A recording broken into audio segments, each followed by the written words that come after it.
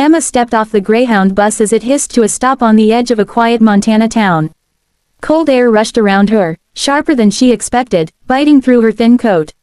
She stood still for a moment, holding her single suitcase, watching other passengers hurry away to waiting cars and familiar faces. No one waited for her. No one even looked twice. In her pocket was the letter that had brought her here, a promise of marriage, security, and belonging. Weeks ago, the words had felt warm and hopeful. A new life in America. A husband who wants a family. But now the paper felt heavy, useless. The man who was supposed to meet her never came. No message, no explanation, just silence. Emma walked slowly into town, her boots scraping against the pavement. Wooden storefronts lined the street, each one closed or quiet, as if the town itself was unsure what to do with her. She could feel eyes on her, curious, cautious, distant. She knew that look. She had seen it her whole life. The look people gave to someone who didn't quite belong. She sat down on a bench near the town square, placing her suitcase at her feet. Her hands trembled, not just from the cold, but from fear. She had spent everything she had to come here. There was no return ticket, no backup plan. For a moment, she wondered if she had made the biggest mistake of her life. Emma stared at the ground, fighting tears. She told herself she had been foolish to believe that someone far away could truly want her. Back home, she had always been the quiet one, the overlooked one. The letter had made her feel chosen, for once. Now, that feeling was gone, replaced by shame and loneliness.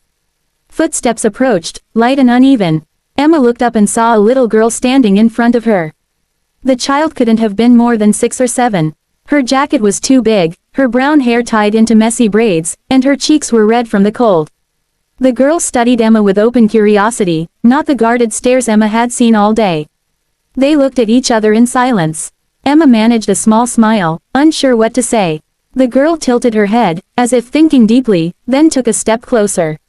Emma felt something shift inside her, something fragile and unexpected. For the first time since arriving, the weight in her chest eased just a little. She didn't know why this small moment mattered so much, but it did. She had come to this town believing she was unwanted.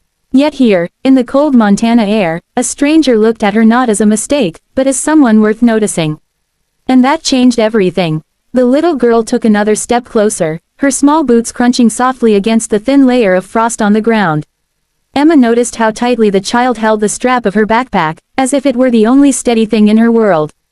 Before Emma could say anything, the girl leaned forward and whispered, "Can you be my mommy?" The words hit Emma harder than the cold ever could. Her breath caught in her throat. For a moment, she couldn't speak.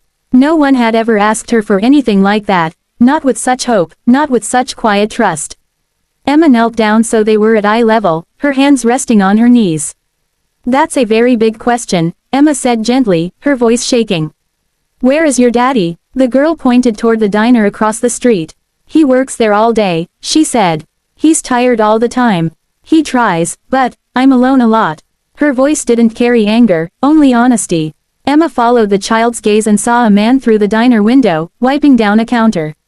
His shoulders were slumped, his movements slow, as if life had worn him thin. A few minutes later, he noticed his daughter was gone and rushed outside, panic written across his face. "I'm so sorry," he said quickly, pulling the girl close. "She likes to talk to strangers.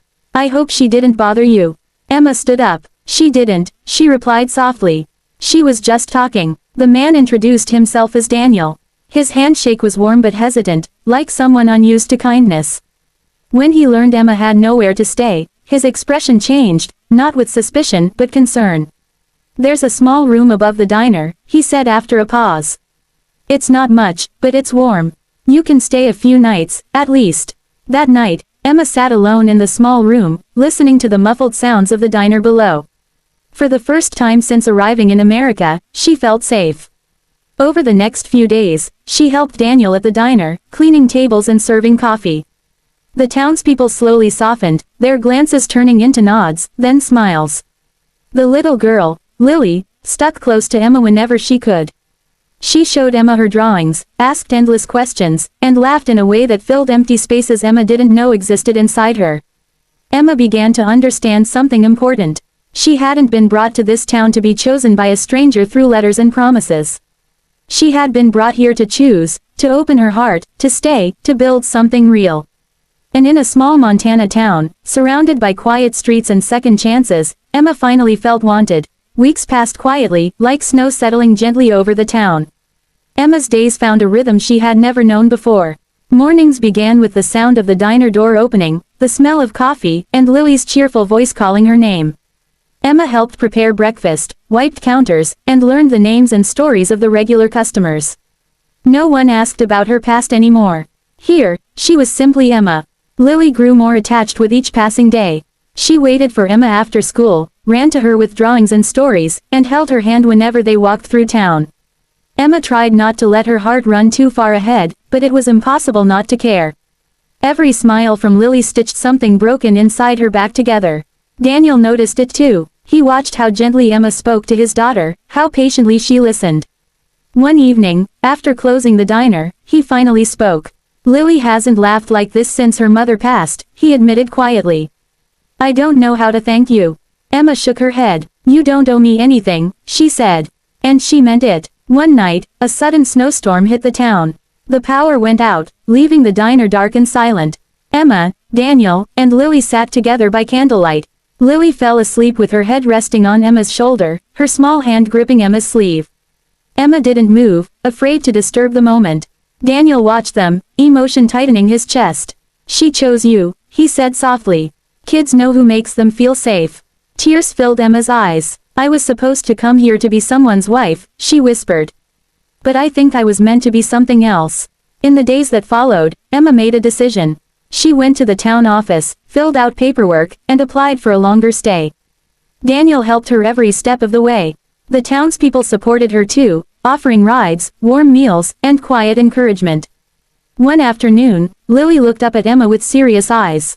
"You didn't answer my question," she said. "What question, sweetheart?" Emma asked. "Can you be my mommy?" Emma knelt down, heart pounding. This time, she didn't hesitate. "If you'll have me," she said, voice trembling, "I would love nothing more." Lily threw her arms around Emma's neck, laughing and crying at the same time. Daniel stood nearby, overwhelmed, understanding that families weren't always formed the way people planned, but sometimes the way they were meant to be. Emma had arrived in America believing she was unwanted. But in a small Montana town, she found something far greater than a marriage. She found a home, a child who needed her, and a future built not on promises, but on love.